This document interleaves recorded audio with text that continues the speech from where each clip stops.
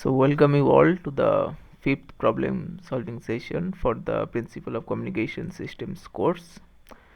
Currently it's 3 p.m. So I will wait for another 3-4 minutes for others to join, and then we can start this session.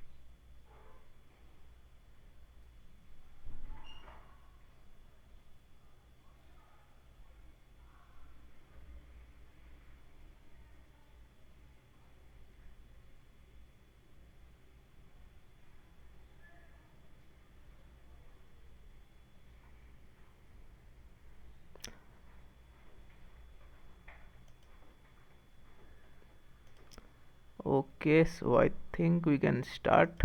Others can join later anytime. So welcome you all to this fifth live problem solving session. So the idea remains as same as you have seen in the last sessions. We'll basically see one problem, sample problem, and you're basically not interested in the answer. You can find answer always in a very less time, but we are much more interested behind the concept behind the uh, problem. So once we understand that, So knowing the answer will only solve that particular question, but if you understand the key concept behind it, you can actually solve many problems that is based on that particular concept. So idea is to revise the concept that we have already learned in the class, and in the process we solve some sample problems that will eventually help you to solve the assignment problems. So with that note, let us begin. So today's first question is about which of the following modulation scheme has the highest bandwidth efficiency. So let us proceed in a step-by-step manner. We have four options: ordinary amplitude modulation, then we have single sideband modulation, then we have double sideband suppressed carrier, and at the end we have vestigial sideband modulation. So first three we have seen, the fourth one we haven't, and that's what I am going to discuss today. But first let us start in the order. So when you talk about the ordinary amplitude modulation, ordinary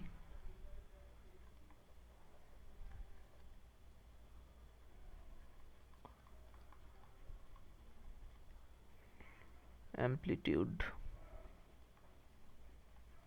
modulation,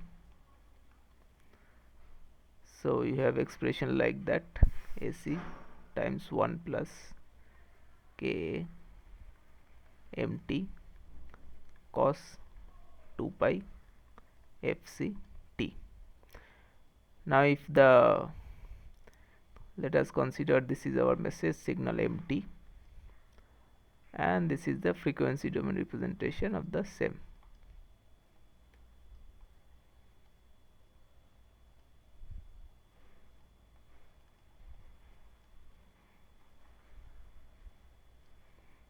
With a single-sided bandwidth of FM. Now for ordinary amplitude modulation, what is the frequency domain representation of the modulated signal?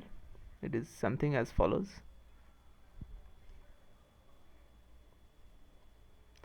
You'll observe this: the spectrum shifted by plus minus Fc,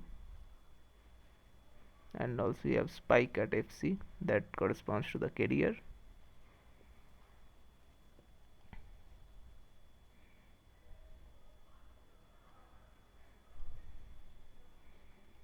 This is Fc here, this is minus Fc, this is minus Fc minus Fm, this is minus Fc plus Fm, this is Fc minus Fm, this is Fc plus Fm. So the bandwidth requirement you can see here, it's 2 Fm. So for ordinary amplitude modulation, bandwidth required is 2 Fm.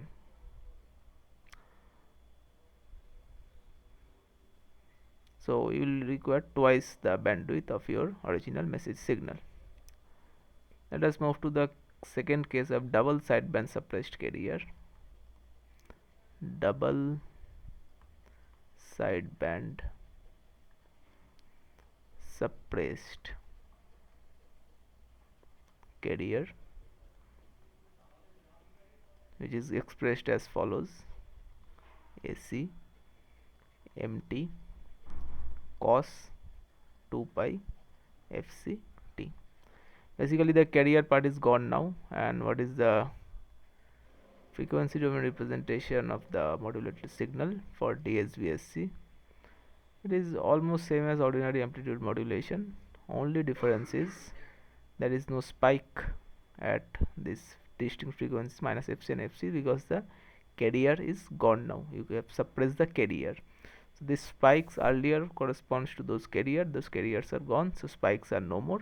Otherwise it's only the same: minus fc minus fc minus fm minus fc plus fm, fc minus fm, fc, fc plus fm. So here also you can see it has a bandwidth of 2 fm. So it will require a bandwidth of 2 fm.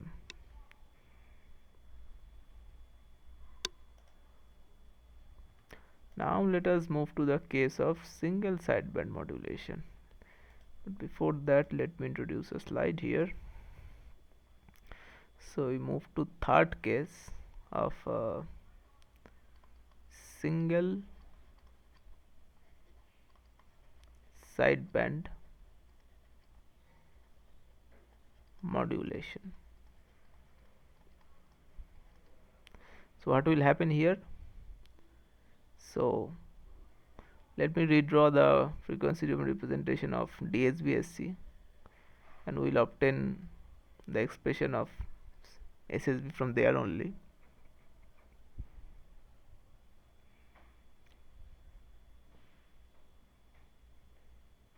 So this was for DSBSC.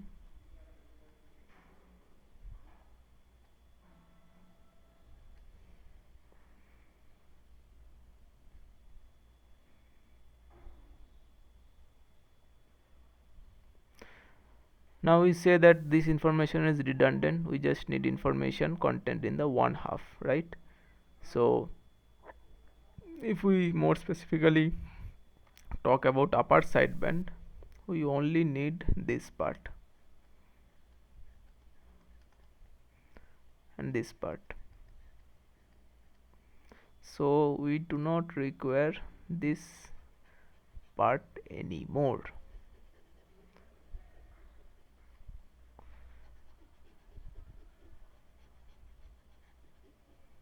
So this is what single sideband modulation is, and this is the representation for upper sideband. Upper sideband.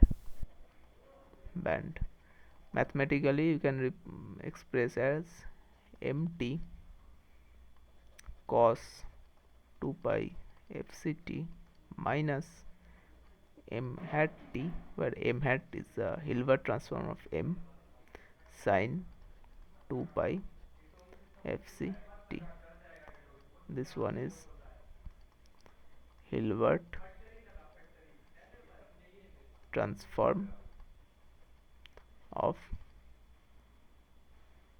mt. So you can see what happened here. Since this part was redundant, you can either keep the upper sideband or keep the lower sideband, doesn't matter, both falls under the single sideband modulation scheme. So basically you don't need this part. So this is what single sideband modulation frequency domain representation look like. Now you see the bandwidth required only comes down to FM, right? This is FC, this is FC plus FM, and this one is minus FC and minus FC minus FM. So the bandwidth here is required is only FM. So for single sideband modulation, the bandwidth is FM. Remember, in ordinary amplitude modulation, the bandwidth is 2 FM, and for DSBSC also bandwidth required is 2 FM. Whereas single sideband, the bandwidth efficiency is twice actually, because it will require only FM. Now the last thing we have to investigate is what vestigial sideband modulation is. So let's write it down. Vestigial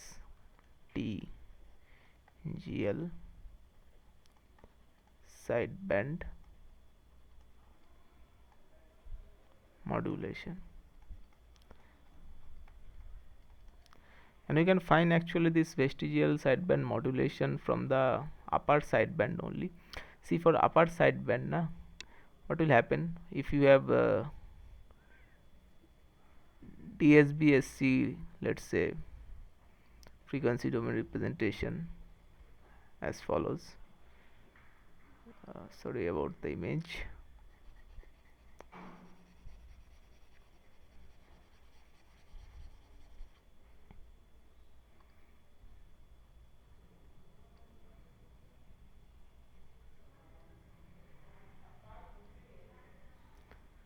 It's like this, right? So if you want to go for single sideband modulation with upper sideband you require, then what you will use, you will going to use a frequency discriminator. frequency discriminator which will have this kind of cutoff frequency, right? Because let me use some different color, then only it would become more clear. So this should be the ideal high pass filter required for SSB modulation with upper sideband. So basically this filter should stop any frequency below FC, absolute value FC, and should pass frequency all above it, right? So it will require actually a sharp cutoff. So this one here is frequency discriminator,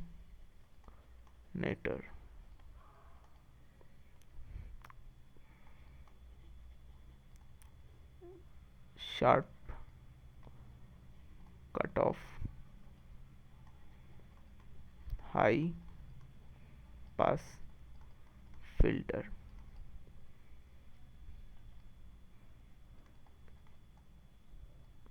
Now it is really difficult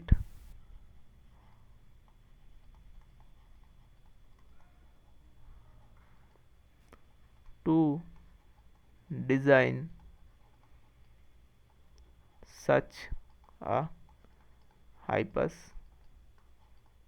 filter. So what happens in practice? So let me show you. Insert a new slide here. So this is what we ideally want, this thing here.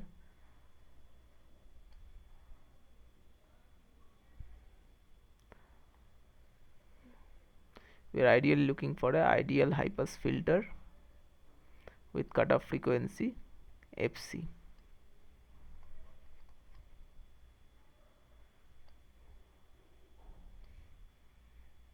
This is what we are looking for.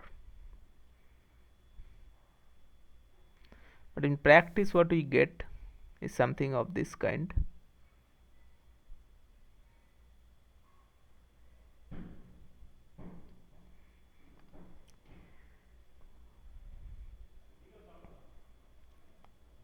Let me draw it like this.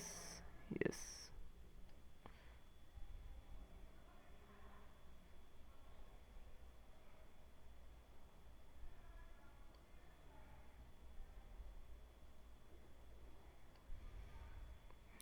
So you see this part is the stop band you get in practice. You actually want to stop band from this minus FC to FC, or in absolute value terms 0 to FC, but you don't get it. And this period here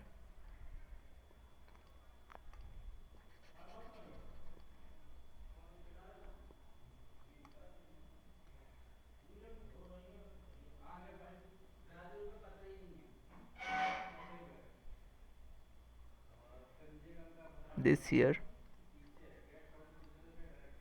is the transition band. So this one is practical non ideal high pass filter. So ideally what we want, a filter which is going to stop all frequencies below FC and will let all frequencies above FC pass completely. But this kind of sharp cutoffs are extremely difficult to achieve in practice. What we end up with basically a stop band which starts a little before that cutoff frequency, and then you have a transition band period over which the frequency response of the filter varies, that is, it increases slowly, and then after the transition band is over, the filter let the frequency above it pass.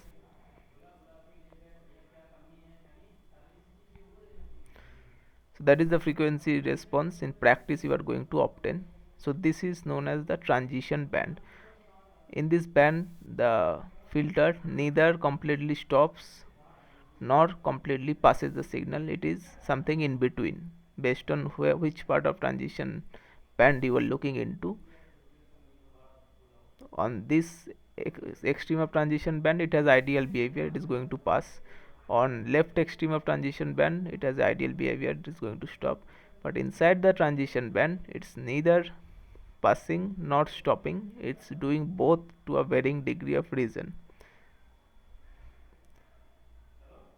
So that is what is happening. So when it happens,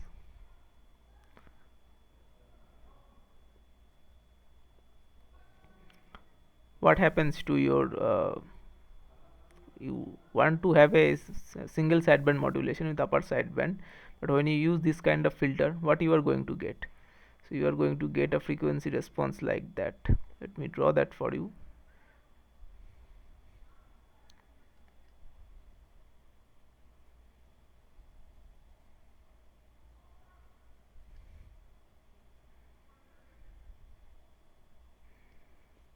So you have these things from DSBSC.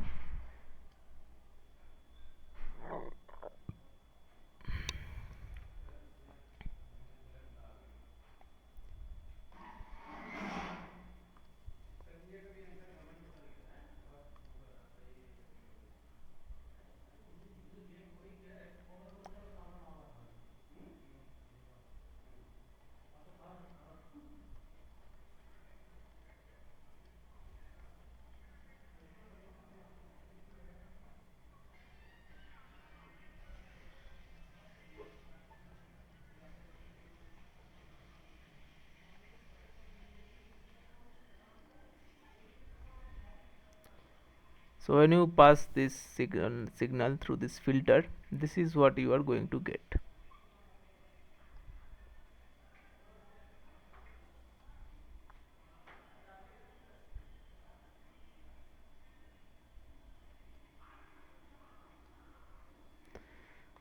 Okay, this is not exactly correct here.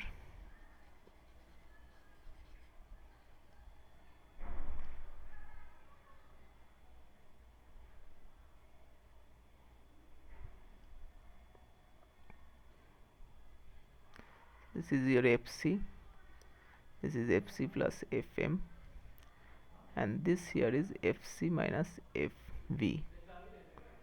Similarly here also,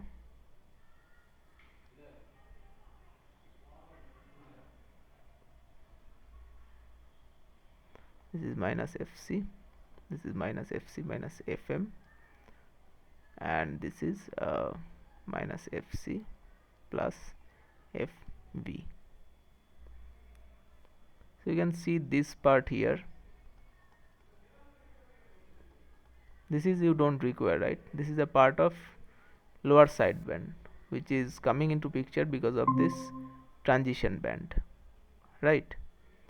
So these are undesirable.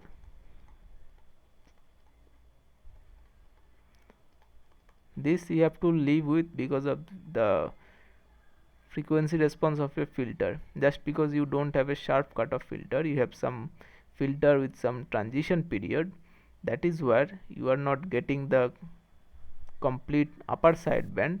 On top of that you are getting a kind of vestige, a part of lower sideband is also included, but you don't want that. This is the undesired part. So now your bandwidth, you can see the band of this total part, what is that? It is bandwidth is FM plus FV. So this one here is called vestige of lower sideband. You don't want it, but it is included because of your non-ideal response of your practical high pass filter. So this is what vestigial sideband modulation is. So here you can see the bandwidth is FM plus FV. So if we try to arrange them,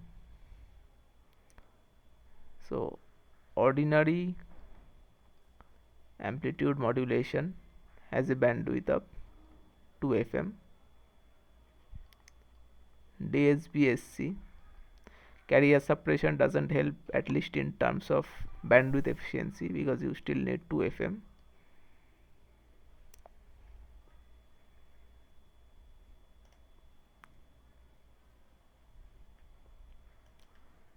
For single sideband modulation, your bandwidth efficiency is twice, you only need FM, but you also need this kind of sharp cutoff filter to execute SSB. And at the end we see that vestigial sideband modulation, where we can use some low complexity filter which doesn't have this sharp cutoff property but have this transition band, and due to this transition band some vestige part of lower sideband now passes through as an undesirable part. So therefore my bandwidth increases to FM plus FV. So compared to SSB, vestigial sideband modulation has higher frequency, higher bandwidth requirement or lower bandwidth efficiency, but there is also one advantage also. You can have low complexity filter here, which is not possible for single sideband modulation. But since the question here concern itself with the bandwidth efficiency, which of the following scheme has the highest bandwidth efficiency, we can see that if I am to order them in terms of bandwidth efficiency, so let me order them bandwidth efficiency. So on the top SSB will remain because it has the highest bandwidth efficiency of FM. Then there will be VSB, it has a bandwidth requirement more than SSB but much less than DSB-SC and ordinary amplitude modulation. And then the DSB-SC and ordinary amplitude modulation they are actually on the same level in terms of bandwidth efficiency. So SSB is the highest among them. So therefore second one is the correct answer.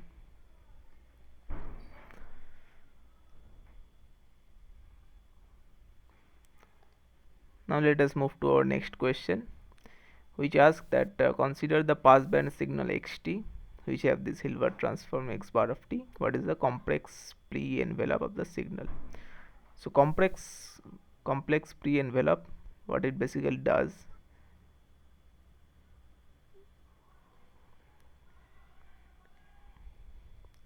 let us see first. So xt is a passband signal, right? Xt is a passband signal. So what does it mean? If I go for the frequency domain representation of xt, what we will obtain is as follows.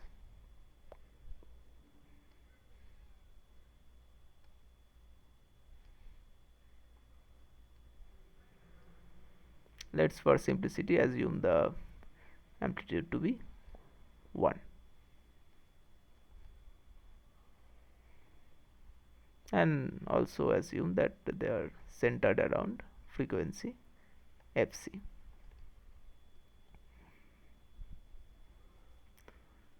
Now x bar t is the Hilbert transform. So if its frequency domain representation, that is the Fourier transform of x hat t, is x hat f, then it is given as minus j sine f of xf, right?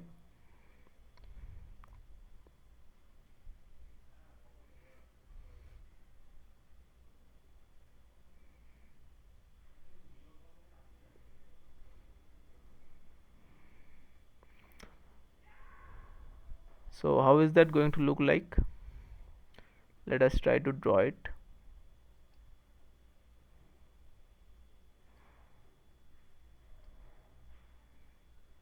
Minus j sine f xf. Sine f is positive for f greater than 0. So here I will have peak multiplied with minus j here at fc, and here I will have j, because sine of f is minus 1, minus 1 times minus j, it becomes j fc. Now if you consider the term j x t, then its Fourier transform is going to be minus j square sine f xf, right, which is given as only sine f xf. So Fourier transform of this is given as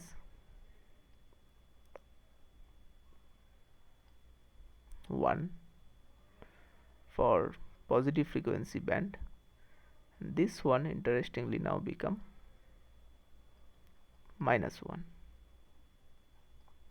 So this here we call as spectrum 1, and this we call as spectrum 2.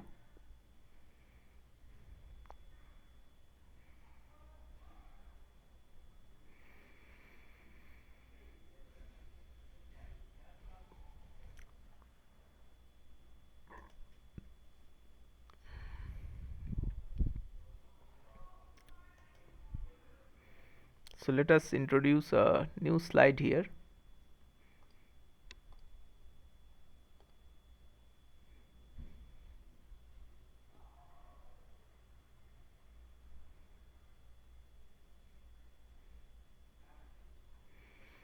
So as of now, what we have a spectrum of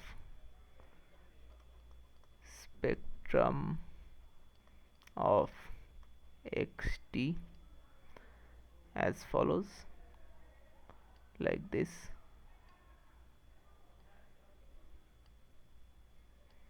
One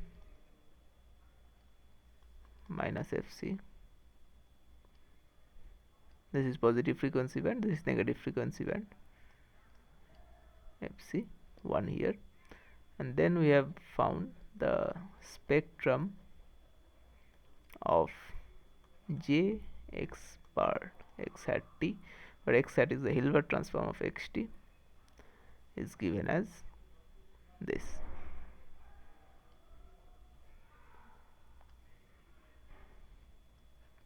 fc 1, negative frequency comes out to be minus 1. So if you add them up, what will happen? Are you seeing there what is going to happen here? So when we add them up, the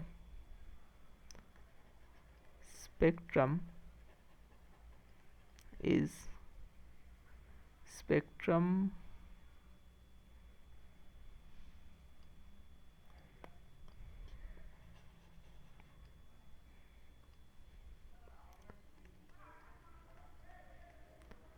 positive frequency domain reinforces each other, while that in negative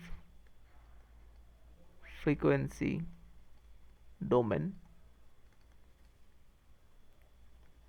cancel each other, because if you sum them up, what you will observe, sorry about that,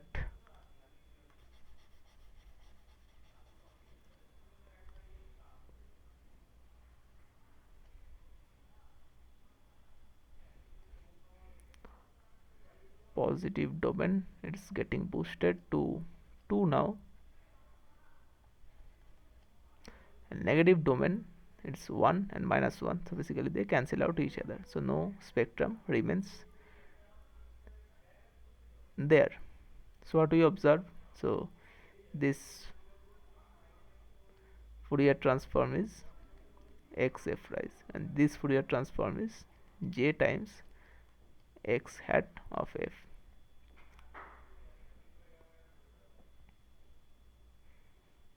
So this is known as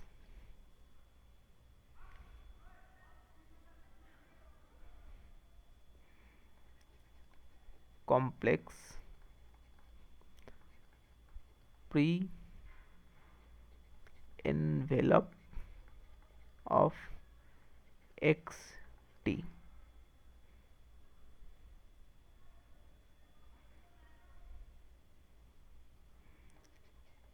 where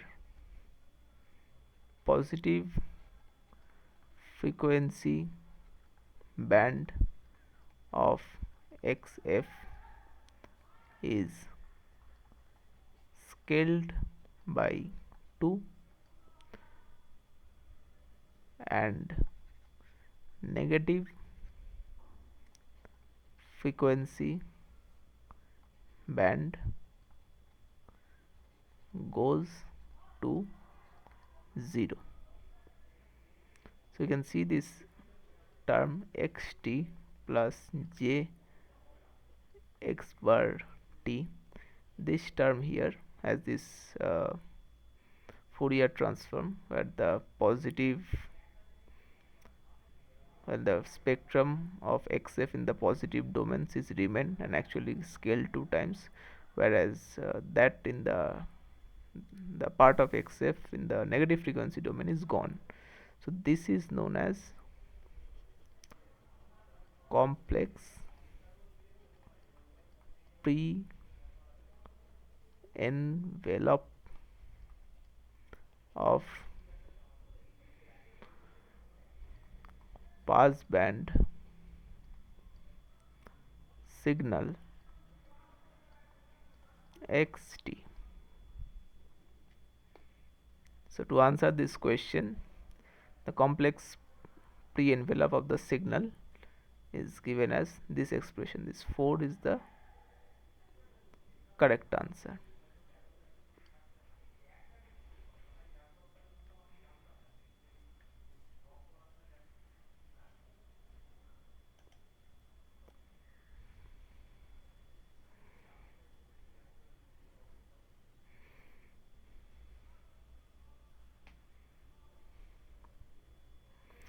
Second question is about you consider the passband signal xt with Fourier transform xf. What is the Fourier transform? The complex pre-envelope of the signal. So basically what it is saying, you have a passband signal, passband signal xt with the Fourier transform xf. So when I say passband signal, immediately I should realize that its Fourier transform will have following kind of spectra.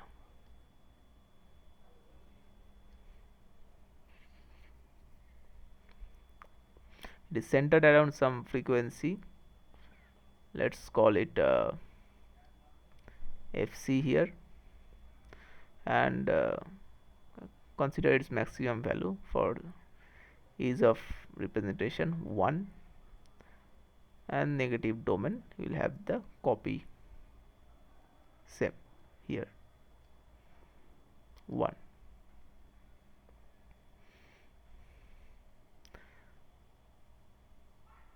So we have to compute the Fourier transform of the complex pre-envelope of the signal. So we have already seen the complex pre-envelope of a passband signal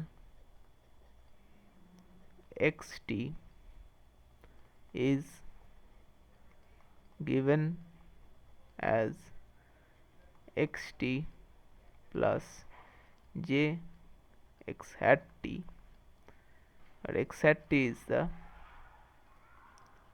Hilbert transform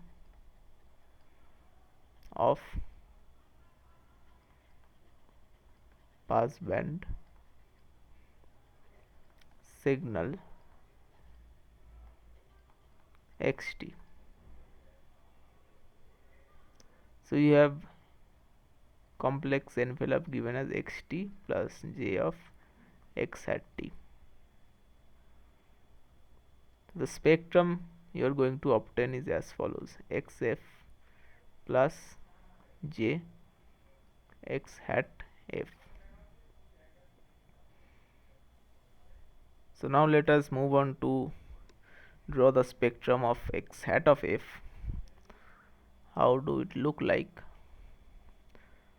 with correspond to the Fourier spectrum xf?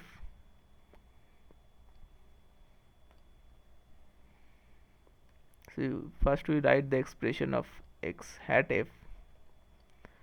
It is basically given as minus j sin f xf, right? Therefore its Fourier spectrum is going to look like this. In positive domain, this value is plus 1, so you'll have minus j here. Minus j is the maximum value fc, and the negative domain it's minus 1, so minus 1 into minus j, it will become j.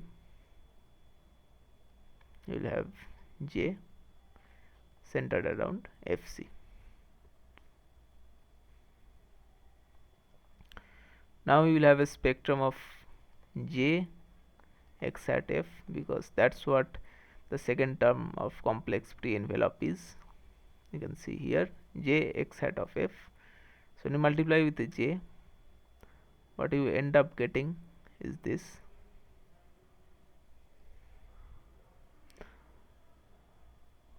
Multiplied with j here will result to minus j square, that is 1. So you will again get back what you have for xf for the positive frequency domain. As for negative frequency domain, you have j square, that is minus 1. So its polarity changed.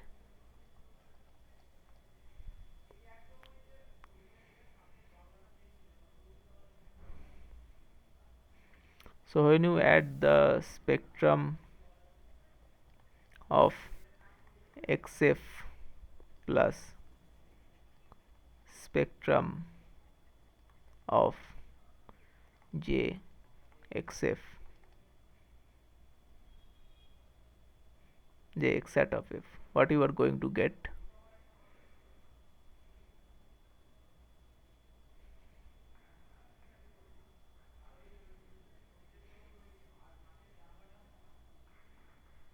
You are going to get this. You see the positive frequency band, they are going to reinforce each other, because in both cases here also it's 1 and here also it's 1. So they will basically add up to 2 here. They will boost each other. You will have 2.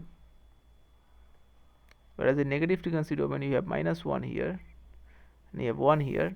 So they will basically cancel each other out. So you will have no spectrum in the negative frequency domain.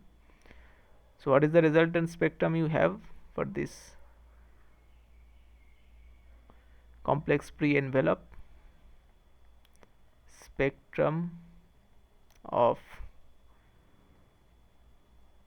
complex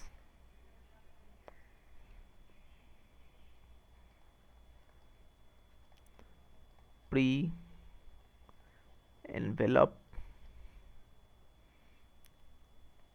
xt plus j of x hat t, that is xf plus j of x hat f, and we obtain it as follows. It's twice xf when f in positive domain and 0 when f in negative domain.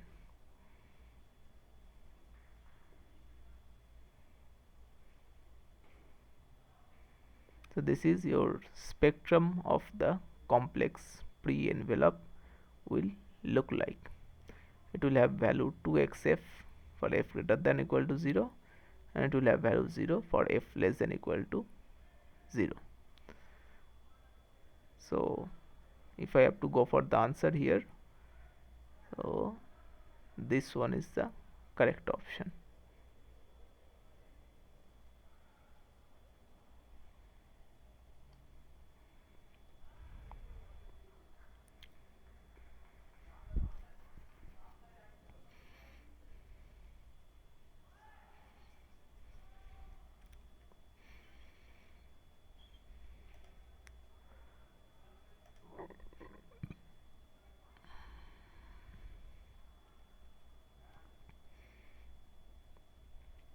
We actually take this opportunity to extend this discussion a bit further.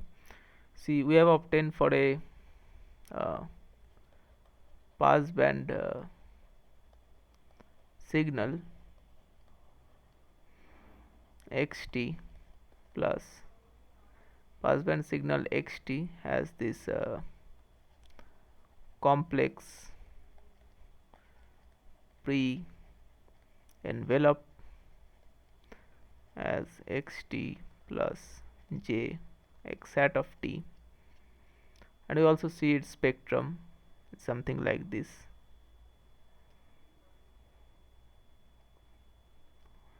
Twice that of xf. Now if I shift the spectrum by fc to the left, what will happen? We'll obtain complex baseband signal, right? Something of this sort.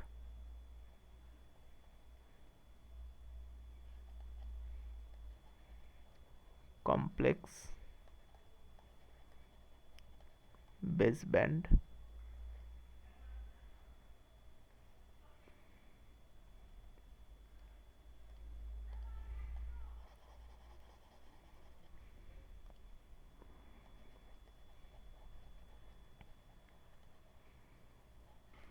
signal.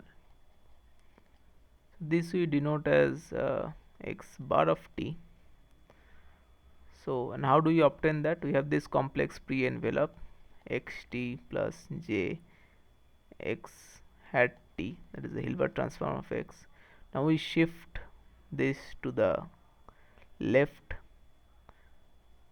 by fc amount, so it's centered around 0 frequency here,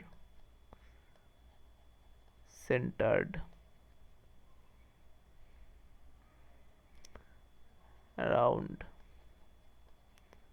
0 frequency, and hence it is called as complex baseband signal. Hence known as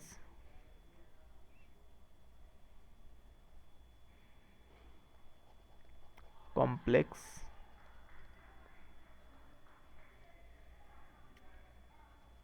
baseband equivalent of passband signal xt.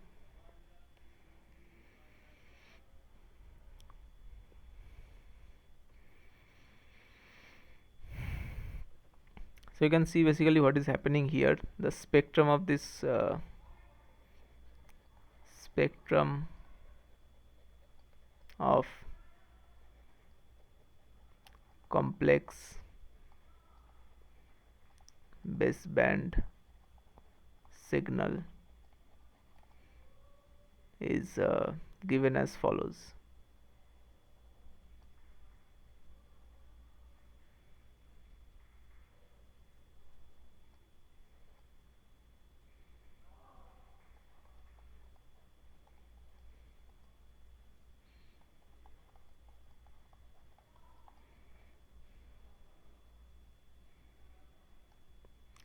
And this x bar t is also known as complex envelope of passband signal xt. Remember, the pass xt is a passband signal. The complex pre-envelope of the same is given as xt plus j times x hat t, where x hat is the Hilbert transform of xt. And when you take this complex pre-envelope and multiply with complex sinusoidal, basically shift it left by frequency fc, you will obtain the equivalent complex baseband signal, and that is also known as the complex envelope of xt. And that is the reason for that. You can see, if you multiply x tilde of t with e to the power j 2 pi fct and take the real part of the same, what you are going to obtain?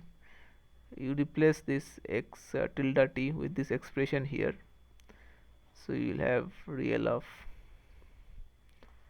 xt plus j x hat t e to the power minus j 2 pi fct times e to the power j 2 pi fct.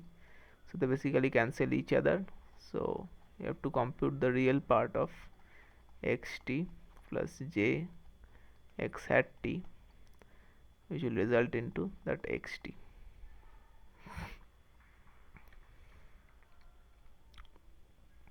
So I guess now it's clear to you why the x tilde t is known as the complex envelope of xt.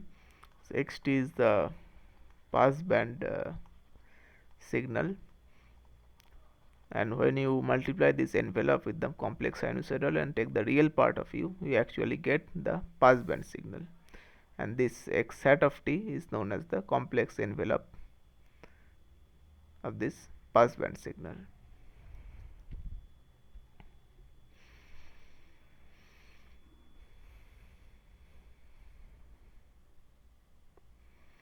Okay, with that, let us move to our third question, that concerned itself with the quadrature carrier multiplexing. It basically asks how many signals can be transmitted in parallel. So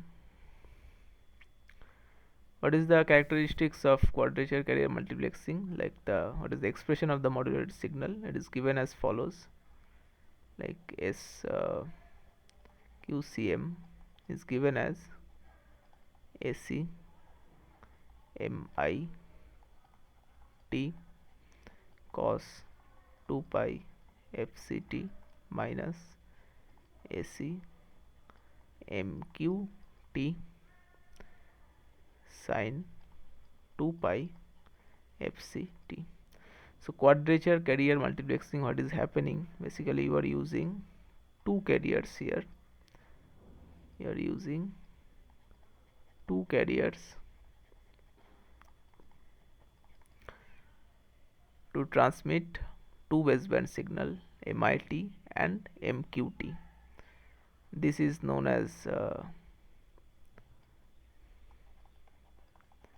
in phase carrier, and this is known as quadrature carrier. This is because the phase difference between the carrier is pi by 2, which can be seen from here, that cos 2 pi fct plus pi by 2 is given as sin 2 pi FCT.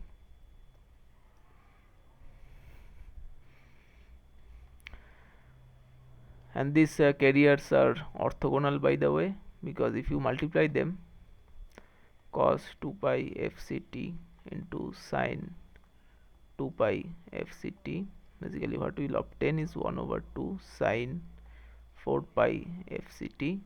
If you pass it through a low pass filter, it will produce 0. So these two carriers are orthogonal to each other also. Basically you can transmit, so using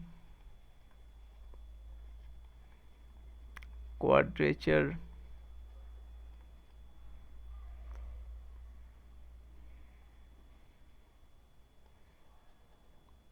carrier multiplexing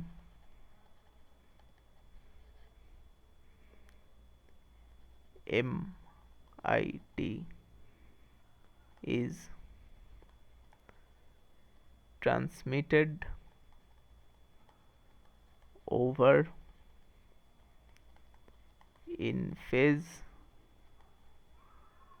carrier, and MQT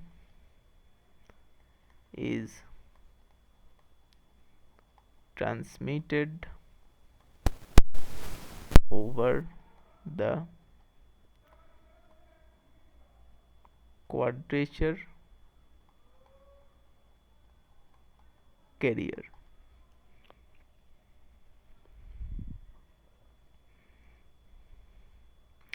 So you can see you are using two carriers to transmit two signals, and actually I'll also take this moment to explain a bit how you can separately obtain these two messages, MIT and MQT, because that's the whole purpose of transmitting two different message signals, so that you can demodulate two of them properly or not. So for that purpose, to obtain MIT, that is transmitted over in phase carrier, what we will do, so basically we will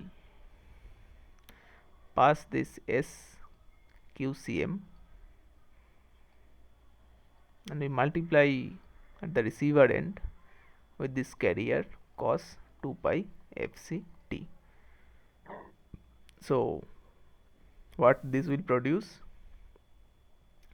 This will produce AC MIT cos square 2 pi FCT minus AC MQT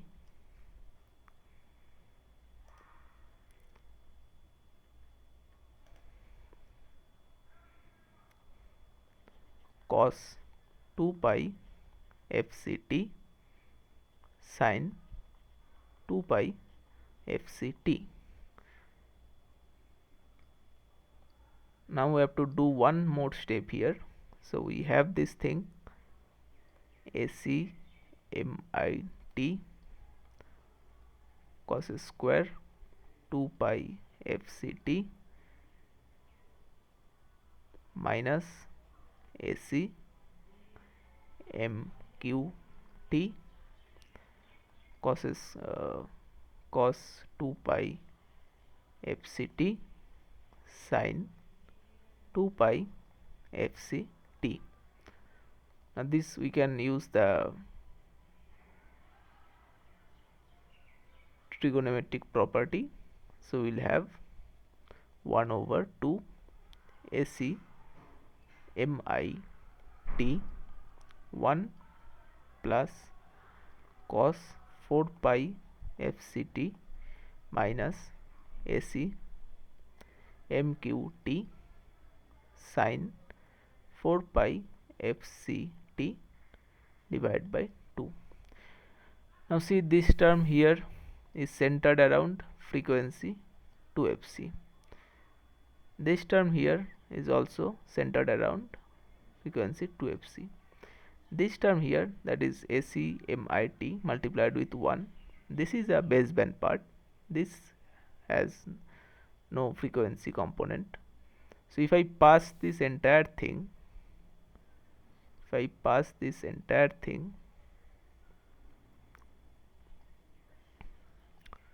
through a low pass filter, what I will end up having with this part only,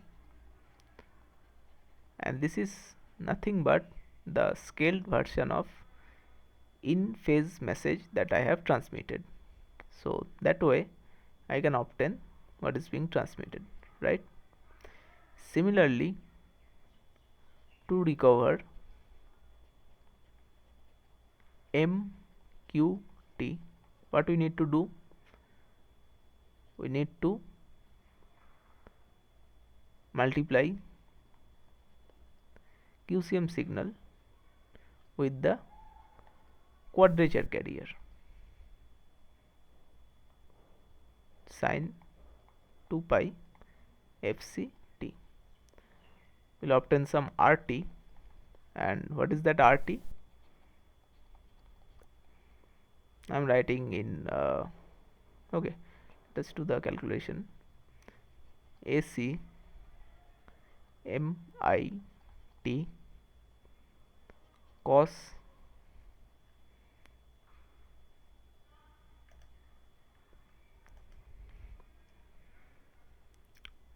2 pi fct sine 2 pi fct minus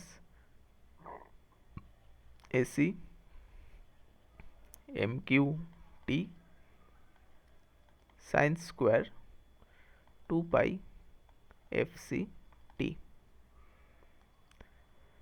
Now this here will become AC MIT divided by 2 sine of 4 pi fct, and this one will become 1 over 2.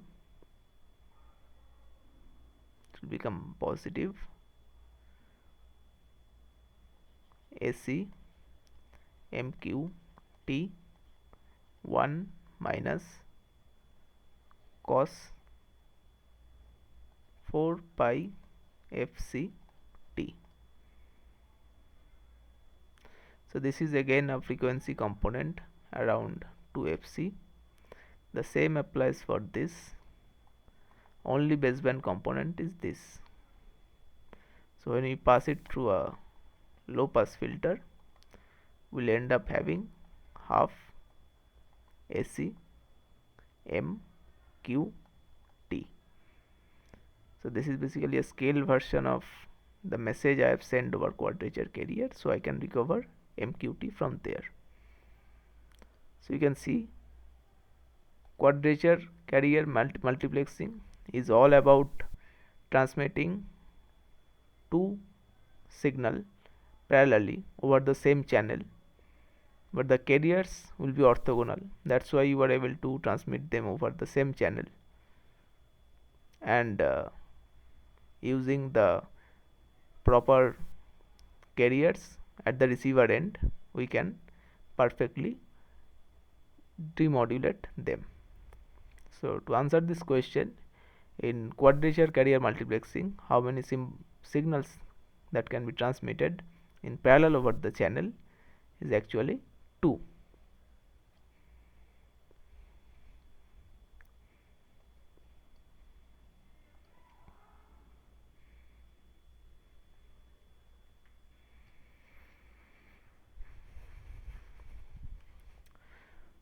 Now we move to our next question,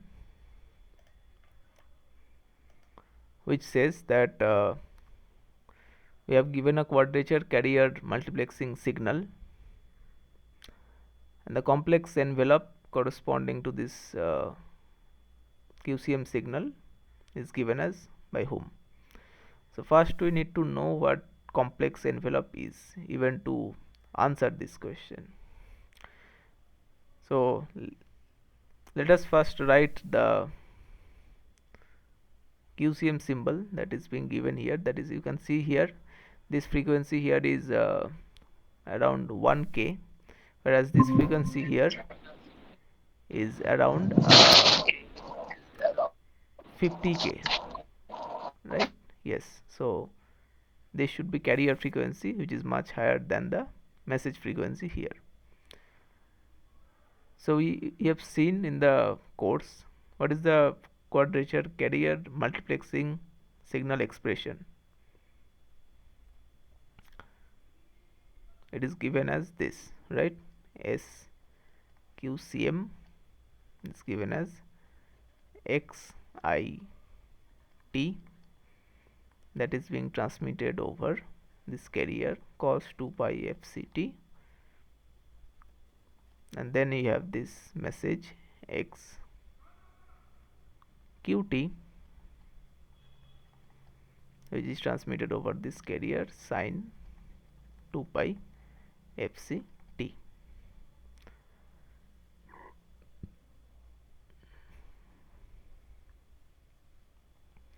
This one here is what is known as in phase carrier, and this is here is quadrature carrier, and the signal that is transmitted over the in phase carrier is known as in phase signal, and the signal that is transmitted over the quadrature carrier is known as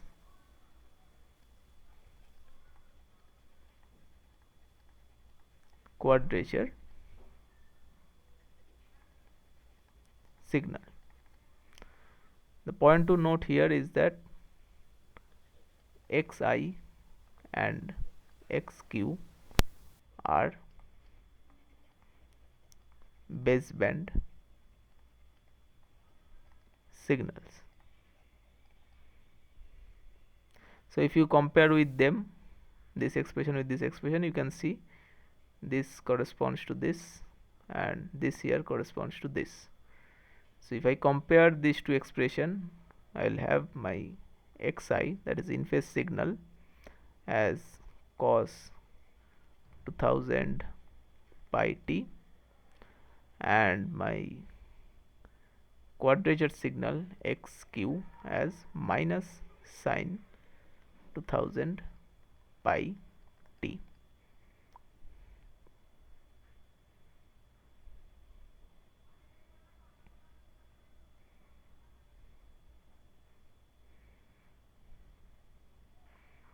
So this is my SQCM, right? This part here. So let's write this cos 2 pi FCT and sine 2 pi FCT in terms of complex sinusoid in order to find the complex envelope. This SQCM, let me replace with some easier notation. Let's call it XT. Let's call it XT only. So XT is given as XIT. Now cos of A can be written as a to the power ja minus e to the power minus ja, sorry, it should be plus here, divided by 2. Similarly for sine, what we can write,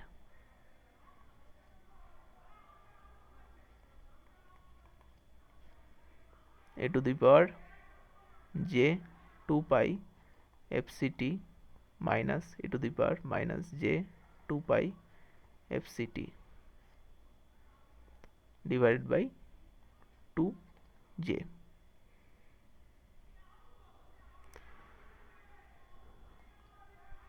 So if we take this e to the power j 2 pi fct common, so what we will get, if we take e to the power j 2 pi fct as common, what we are getting is 1 over 2 xit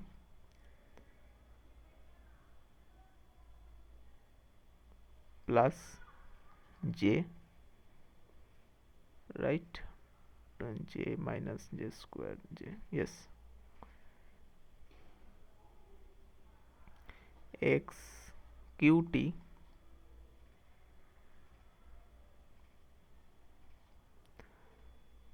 just a minute, minus j here should be minus j square fj. Okay, yeah, fine. And then we have a to the power minus j 2 pi fct times half into x I t minus j x q t.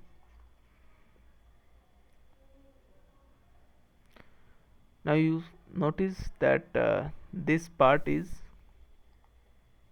baseband and so is this part.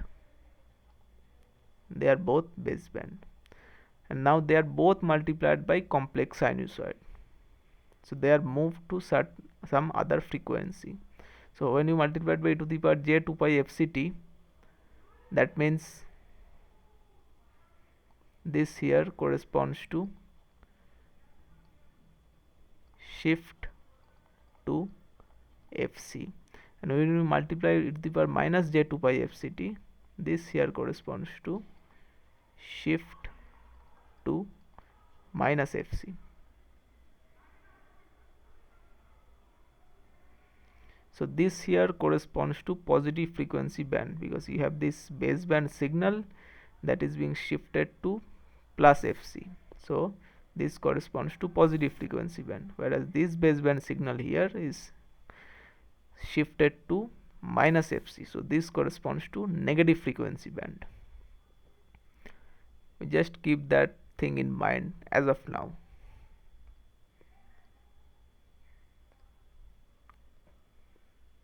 So when you talk about complex pre-envelope, does this ring any bell in our mind? Because the complex pre-envelope spectrum we have seen, so basically your spectrum of the original signal that is in the positive frequency band is boosted 2 times, but the part of spectrum in the negative frequency band goes to 0. That is the characteristics of the spectrum of complex pre-envelope, right? So complex pre-envelope spectrum, if we write, is equal to 2 times positive frequency band signal. So it should be 2 times half into xit, that is the in phase signal, plus j times quadrature signal a to the power j 2 pi fc t. So these two cancels each other, so this one here xit plus j x q t a to the power j 2 pi fct, this is the complex pre-envelope of quadrature carrier multiplexing signal, that is QCM signal xt. Remember the question asks us to find the complex envelope, so we have reached only complex pre-envelope, but we know the steps how to get to complex envelope from complex pre-envelope. Basically we have to shift complex pre-envelope is a kind of passband signal, we have to bring it to baseband, so we have to down convert the frequency or multiply with e to the power minus j by 2 pi fct. That is all we need to do to get to complex envelope. So if you denote the complex, so let me denote this as xpt, which is the complex pre-envelope of QCM signal xt. Now if you denote the complex envelope as x tilde t, we already know how to obtain that. X tilde t is obtained as xpt e to the power minus j 2 pi fct. Now if we replace the value of xp here, what we will have?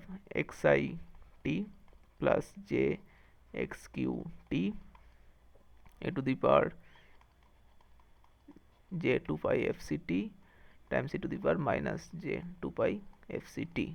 So this cancel out each other. So what we end up having is xit plus j xqt. So this is what the complex envelope or complex baseband equivalent of QCM signal xt.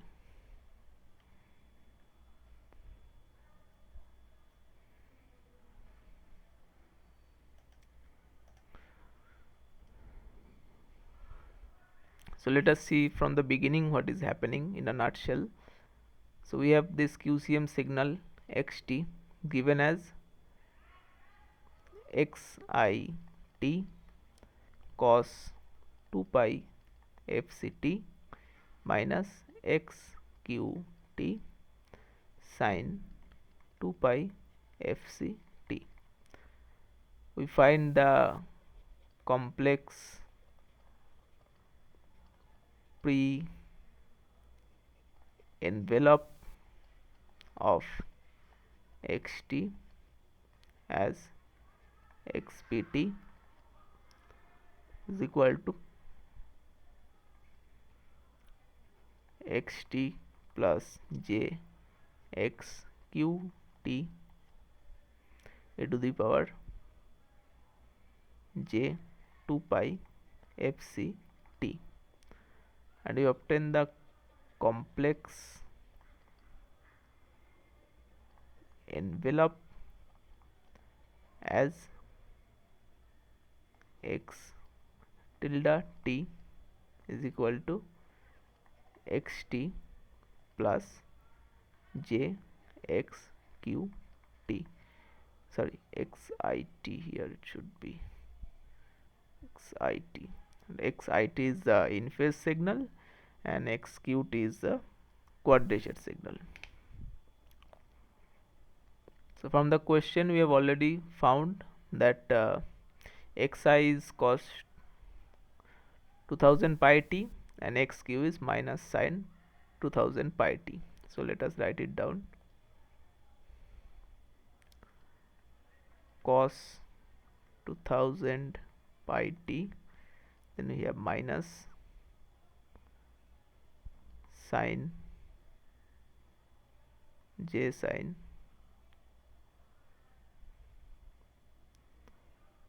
2000 pi t.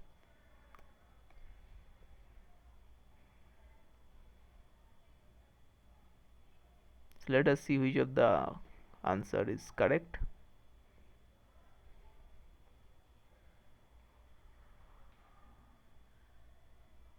Actually you can write this one as follows: cos of minus 2000 pi t plus j sin minus 2000 pi t, because cos of minus x is going to be cos x anyway, so that is not going to change. Sin of minus x is going to be minus sin x.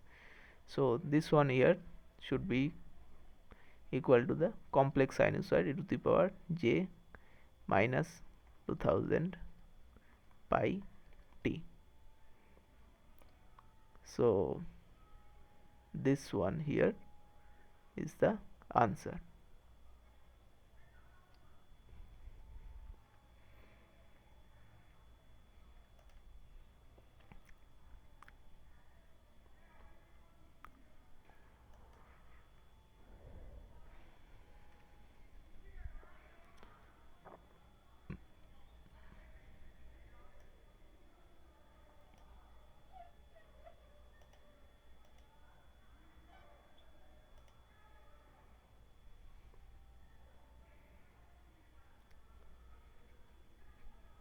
Next we consider the quadrature carrier multiplexing signal given as xit cos 2 pi fct minus xq sin 2 pi fct. So what should be the complex envelope corresponding to this QCM signal?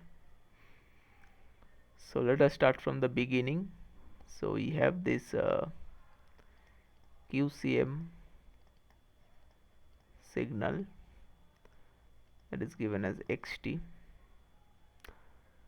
Excuse me for 2 minutes, I'll be back in 2 minutes.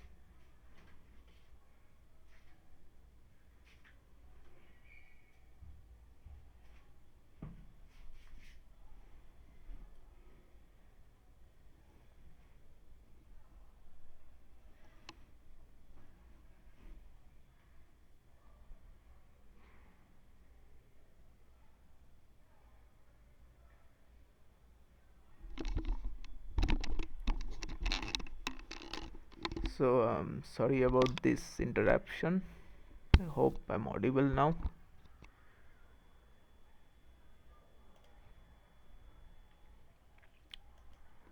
Okay. So yeah, as we are talking that QCM signal in standard form is given as follows: xt is equal to xi of t, which is the in phase signal, and that is being transmitted over the in phase carrier cos 2 pi fct, and then we have xqt, that is the quadrature signal, which is being transmitted over the quadrature carrier given by sin 2 pi fct. I can see this xit and xqt are baseband signal. So let us write down these carriers in terms of complex sinusoid. So we have xit times e to the power j 2 pi fct plus e to the power minus j 2 pi fct divided by 2 minus xqt times a to the power j 2 pi fct minus e to the power minus j 2 pi fct divided by 2j. So if we arrange them out, we'll have e to the power j 2 pi fct divided by 2 xit plus j x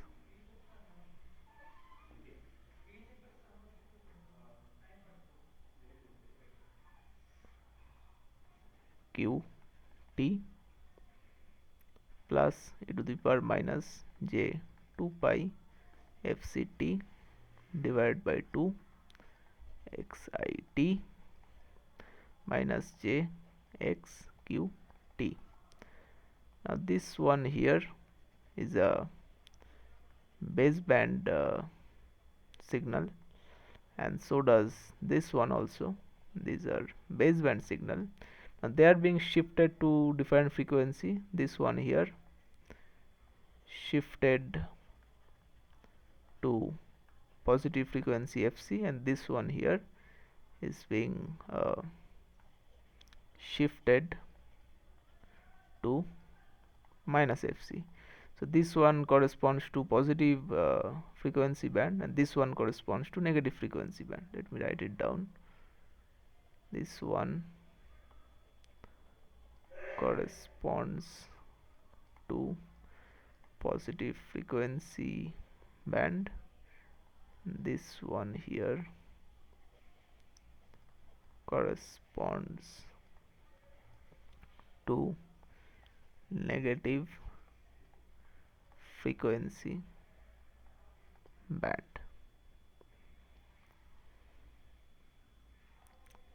So let me introduce some new slides here. So what we will have obtain, we want to have this complex pre-envelope that we denote as xpt, and we have seen what is the property of that.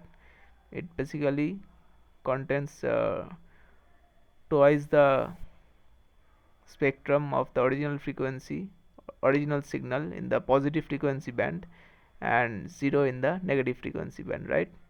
So it's 2 times what is being part of the positive frequency band, that it is xit plus jxqt e to the power j 2 pi fct. So this one here is the complex pre-envelope,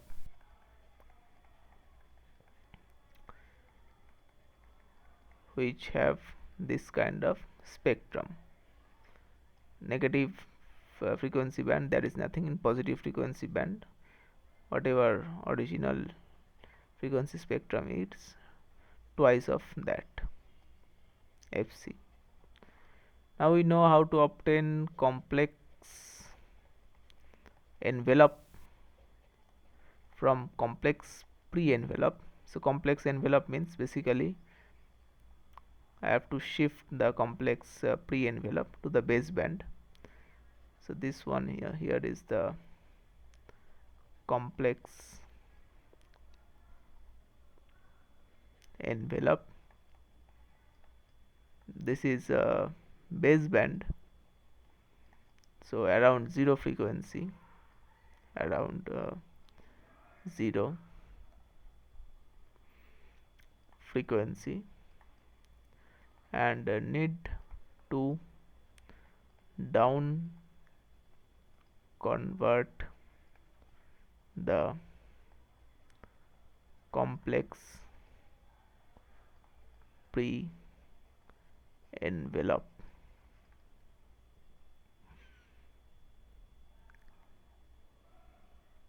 So basically the complex envelope you denote at x tilde t. It is obtained as xpt down converted in frequency, that is shift the frequency, shift the spectrum left by amount of fc so that its center frequency becomes 0. That is the entire goal. So you will have this. Now if you replace the expression of xp from here, you will see it nicely falls into the spaces. E to the power minus j 2 pi fct, e to the power j 2 pi fct, they cancels each other out. So you'll obtain the complex envelope as xit plus j xct.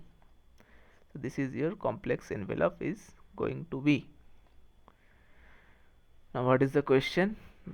What is the complex envelope corresponds to the QCM signal is. So as we have already seen, the complex envelope corresponds to this QCM signal is given as x. No, sorry, this one is not the correct one. Sorry for the mistake I was about to commit. So this one is the correct answer. 3. xit plus jxqt. That's what we have obtained, right? Yes.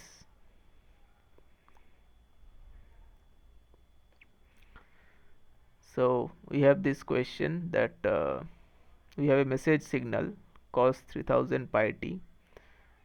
We have the SSB modulated signal with USB corresponds to carrier frequency 1800 Hz. So what should be the frequency response? So we have so first of all we'll write the expression of SSB modulated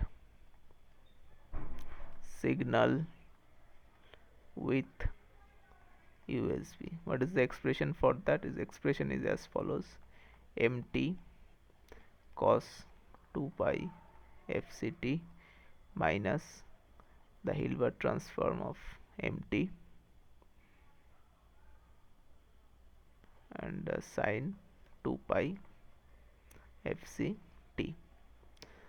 So mt in the question is given as cos 300 pi t, fc is given at 1800 Hz, so cos 2 pi fct, cos 2 pi fct is going to translate into cos 3600 pi t.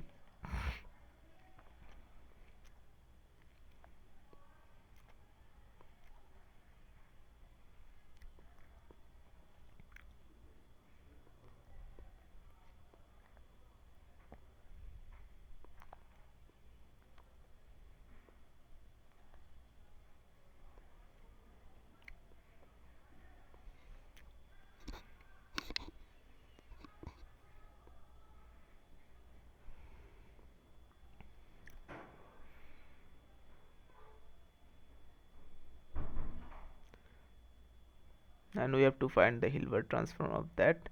So for that, what is the, let's consider Hilbert transform of m hat of t is m hat of f, which is given as minus j sine f of mf. Now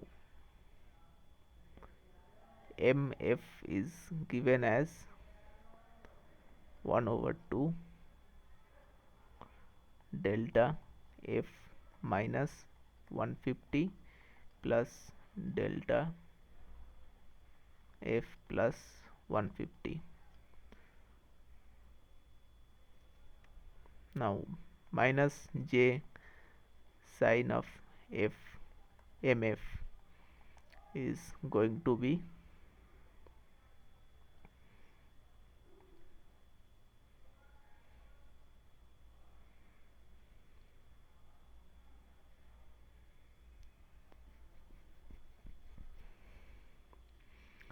this one is in negative domain,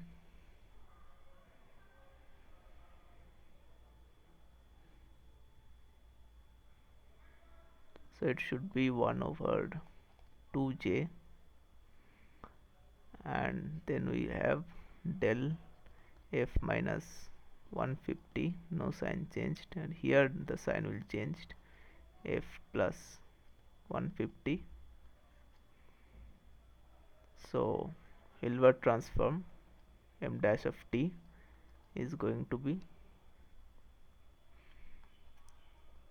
Fourier transform inverse of m dash of f, which is sine 300 pi t, right? Did I make the calculation correct here? Just a minute, let me check.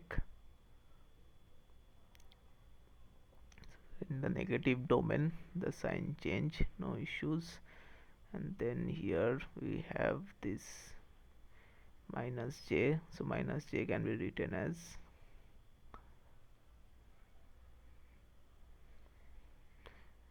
minus j square by j, and right, or am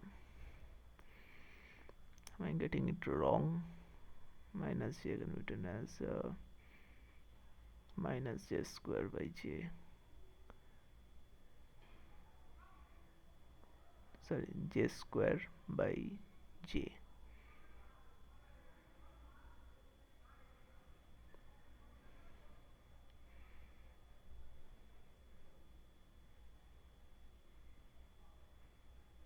Yeah, minus j can be written over minus j square, that is 1 by j. Fine, it's fine. So Hilbert transform of Hilbert transform of cos 300 pi t is sine 300 pi t. So what we basically need to compute, you need to compute this here. So mt is cos 300 pi t, then we have cos 3600 pi t, then we have minus sine 300 pi t sine 3600 pi t. So it's cos a cos b minus sin a sin b. That is the formula for cos of a plus b, that is cos of 300 plus 3600 pi t. So that translates into cos 3900 pi t. So this one is the correct answer, the fourth one, cos 3900 pi t.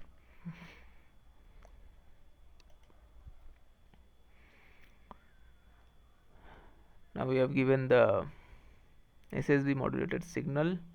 Xt is given as mt cos 2 pi fct minus m hat t sin 2 pi fct. So what its Fourier transform is going to be? So let us compute it. SSB with USB is given as mt cos 2 pi fct minus m hat t sin of 2 pi fct.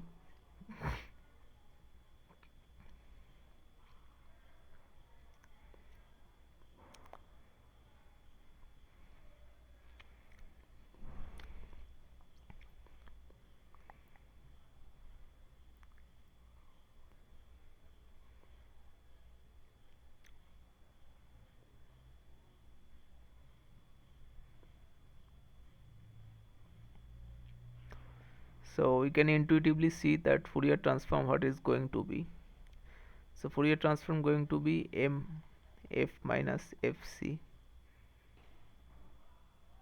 for f greater than equal to fc, and m f plus fc for f less than equal to minus fc.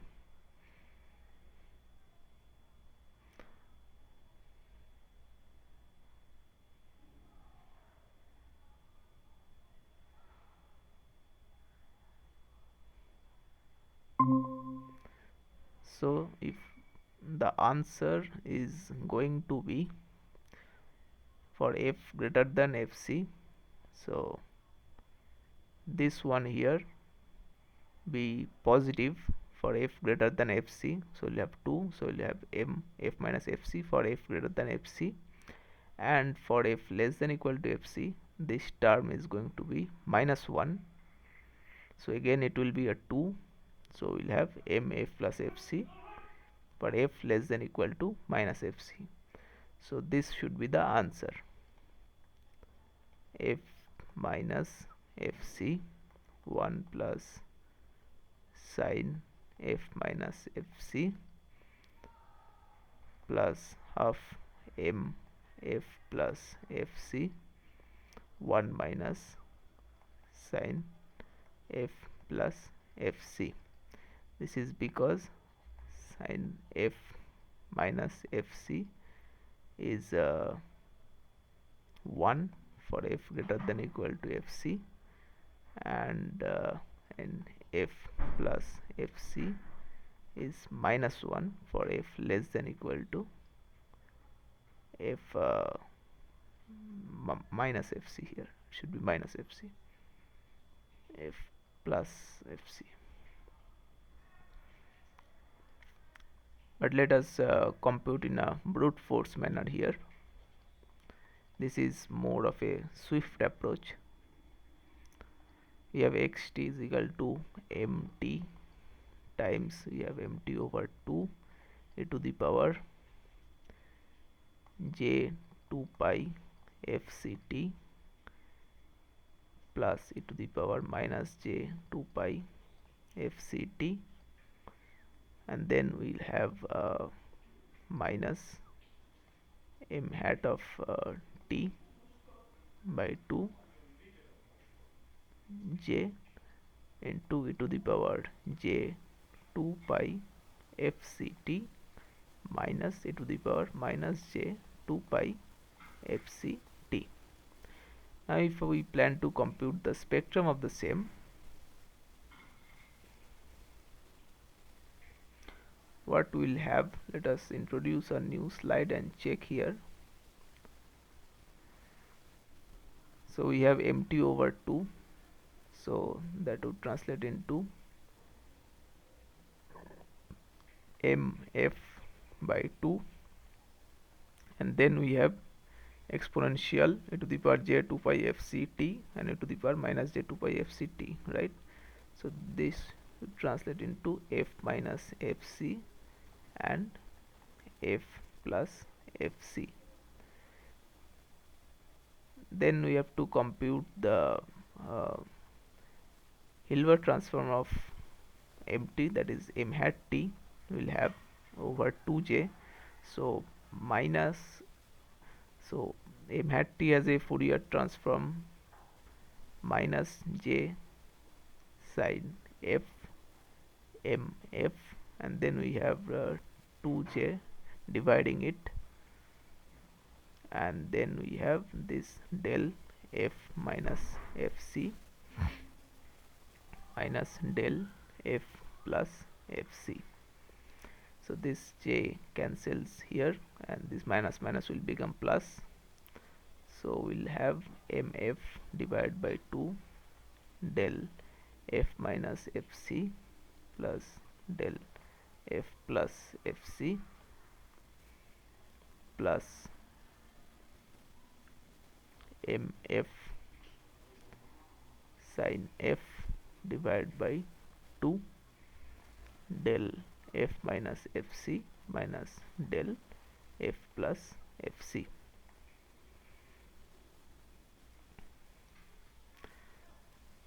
So here we have m f minus fc plus m f plus fc divided by 2. So the 2 is common pretty much here, so then we have m f minus fc times sin f minus fc minus m f plus fc sin f plus fc.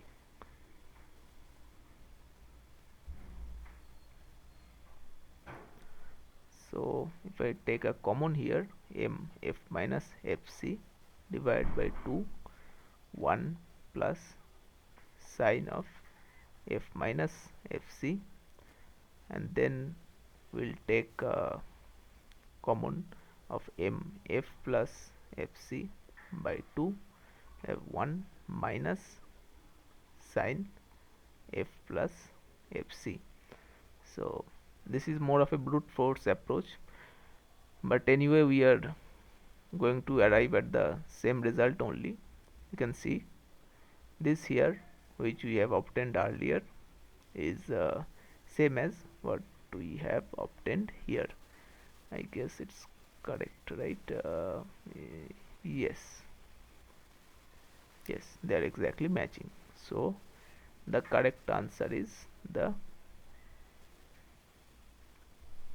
third one.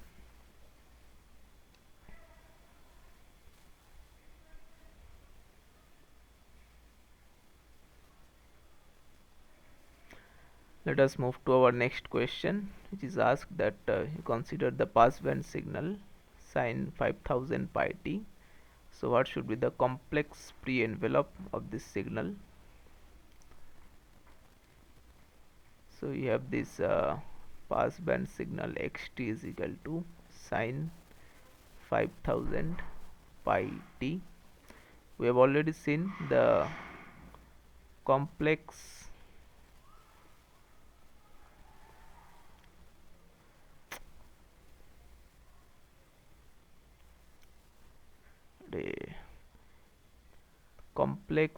pre-envelope of a passband signal of a passband signal xt is given as xt plus j x hat t, where x hat t is the Hilbert transform of x t.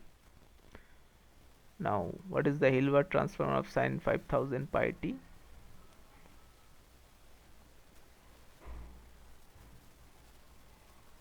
Hilbert transform of sine 5000 pi t is, you'll have a minus sign minus cos 5000 pi t.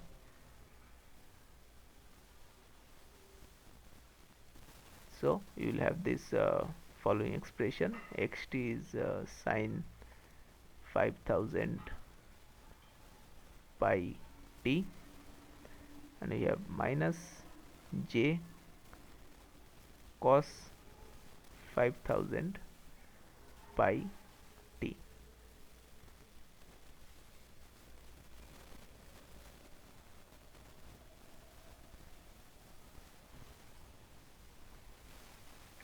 So if I take minus j common here, we will have cos 5000 pi t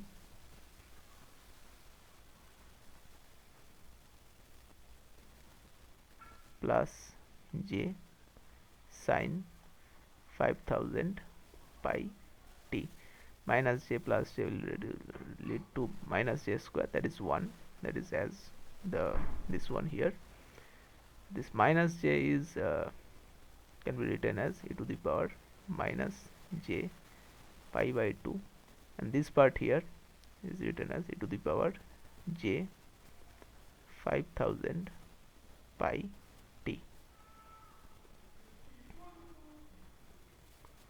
So if we write in a more compact form, e to the power j pi 5000 t minus, we'll have 1 over 2. So this is the complex pre-envelope, e to the power j pi 5000 t minus 1 by 2, and yeah, the second one is matching. So second one is the correct answer for that. Remember, when you computing the Hilbert transform, when you go from sine, it would lead to cos, but there will be a minus sign. But when you go from cos, it will be sine, but there won't be any minus sign. So minus sign will be coming when you are doing Hilbert transform of a sine function. But when you are doing Hilbert transform of a cos function, there won't be any minus sign, it would be just simply sine. But for sine it would be cos, and also on top of that we will have a minus sign also.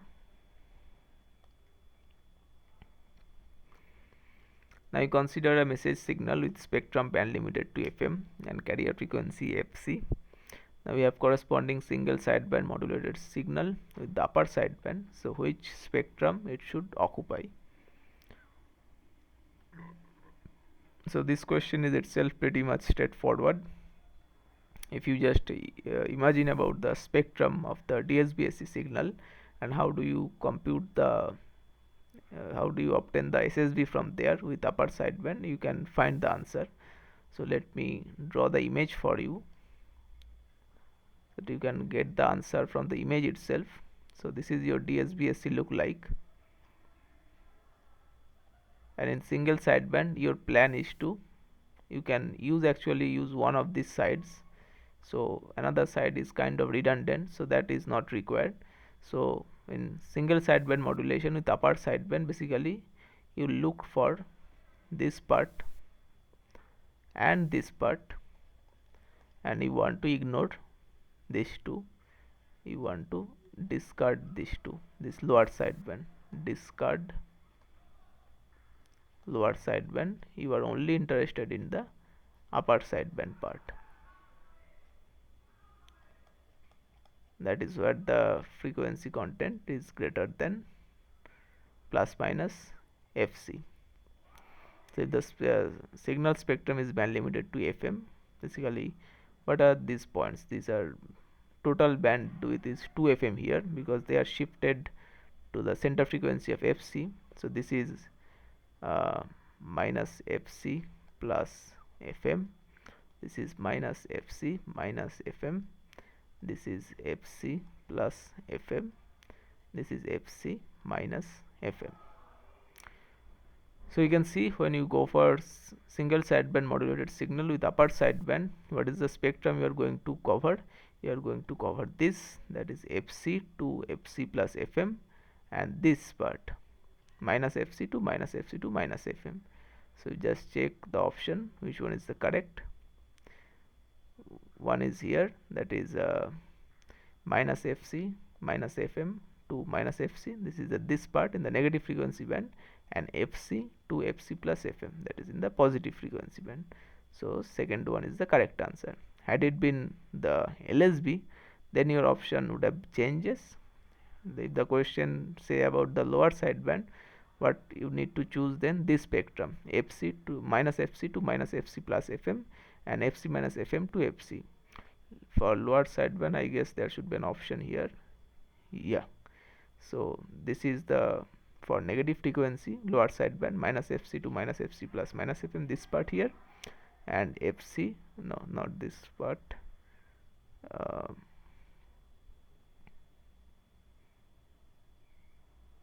okay, yeah, this part matches, minus Fc to minus Fc plus FM and Fc minus FM to Fc. So had the question asked about the lower sideband, this one would have been your answer. But since the question asked about the upper sideband, this is the spectrum what you are interested in, the outer spectrum. So and the second option matches with that.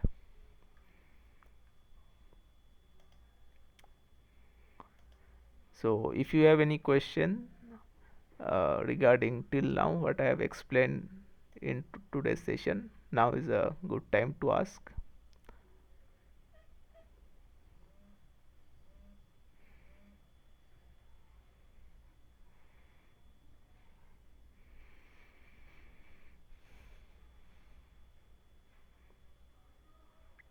Actually you can ask any question regarding this week 5 content. I will try to answer it to my best capability, or if you don't have questions then I will just conclude the session.